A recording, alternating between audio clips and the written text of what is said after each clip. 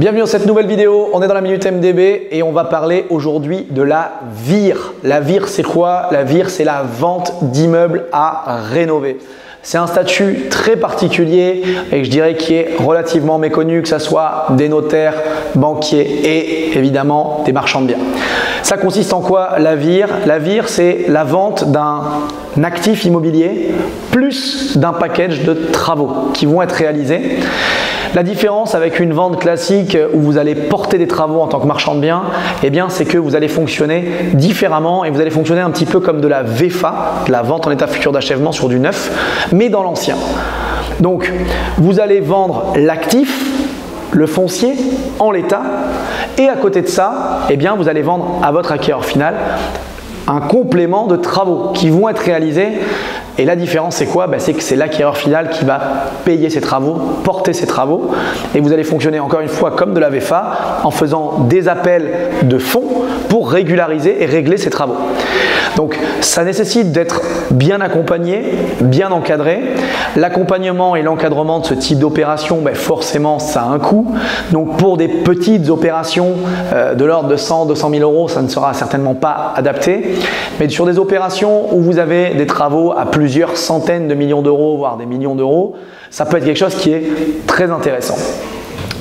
Comment ça fonctionne, encore une fois, en termes de garantie, etc. Eh bien, vous allez vous engager au moment de la signature des contrats ou de l'avant-contrat avec votre acquéreur avec un cahier des charges des travaux. Pour cela, généralement, il va y avoir des dommages ouvrages qui sont souscrites, un maître d'œuvre qui va être pris pour encadrer tout ça. Et vous allez rester en tant que vendeur marchand de biens, le maître d'ouvrage jusqu'à la fin, jusqu'à la livraison de votre chantier. Vous allez obtenir aussi ou devoir obtenir, c'est indispensable, une GFA, c'est-à-dire une garantie future d'achèvement, donnée notamment la plupart du temps par une banque. Ça aussi, c'est une des complexités pour les obtenir, comme un promoteur le fait pour garantir financièrement que quelqu'un sera capable d'aller jusqu'au bout pour l'acquéreur final. Donc, c'est une garantie pour l'acquéreur final. Et ça permet, encore une fois, de moins porter. Qui dit moins de portage dit moins de coûts, moins de frais et potentiellement plus de marge. L'autre chose qui est importante à savoir, c'est en termes de TVA. La TVA, elle va être relative au type de travaux que vous allez réaliser. Et donc du coup, soit vous allez pouvoir choisir peut-être de l'exo de TVA, soit de la TVA sur marge, ou si vous faites une reconstruction ou vous rendez l'immeuble à neuf, on en a déjà parlé dans des vidéos concernant la TVA, là vous serez sur une TVA sur le prix total à 20%. Mais en termes de TVA, vous pouvez rester sur de l'exo ou de la TVA sur marge selon ce qui est le plus intéressant pour vous.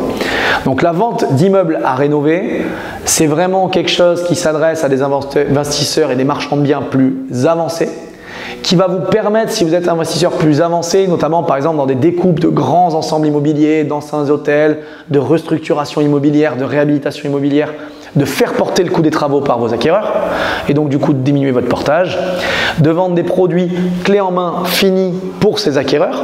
Ils n'auront pas à faire eux-mêmes les travaux, à souscrire ces travaux, etc.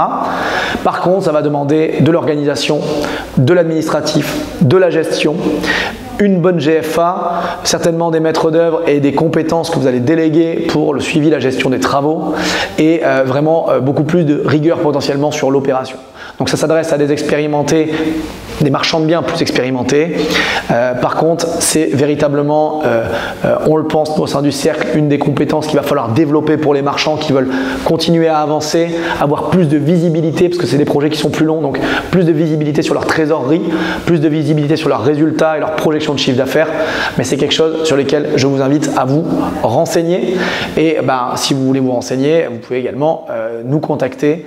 Le cercle MDB, on accompagne des marchands de biens débutants, expérimentés ou très avancés pour scaler leur activité de marchand de biens ou se lancer.